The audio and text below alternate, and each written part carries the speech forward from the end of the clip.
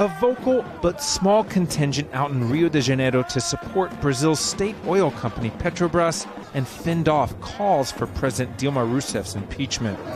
Signs like this saying, "We are oil workers, we're not corrupt," were seen in Rio and at protests across Brazil, expressing the fear in leftist ranks that the corruption scandal swirling around Petrobras could lead to calls for its privatization.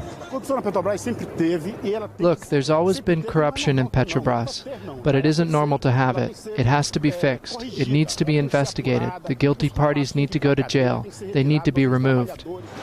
Marches also attracted members of Brazil's landless movement, who, while critical of the government's austerity measures, are against any efforts to impeach the president. In Brazil's largest city, protesters occupied a block on one of Sao Paulo's busiest avenues.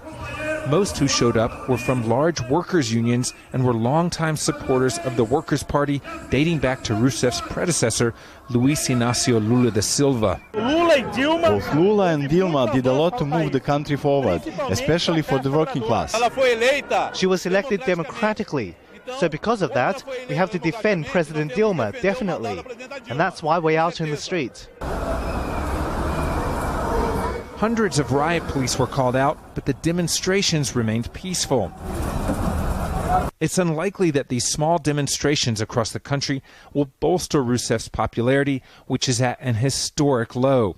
In addition to the corruption scandal, she's dealing with a shrinking economy, high inflation, and a weakening currency.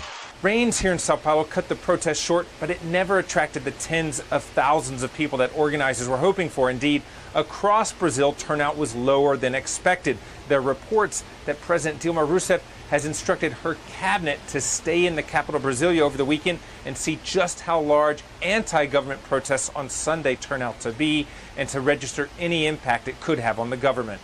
Adam Rainey, Al Jazeera, Sao Paulo.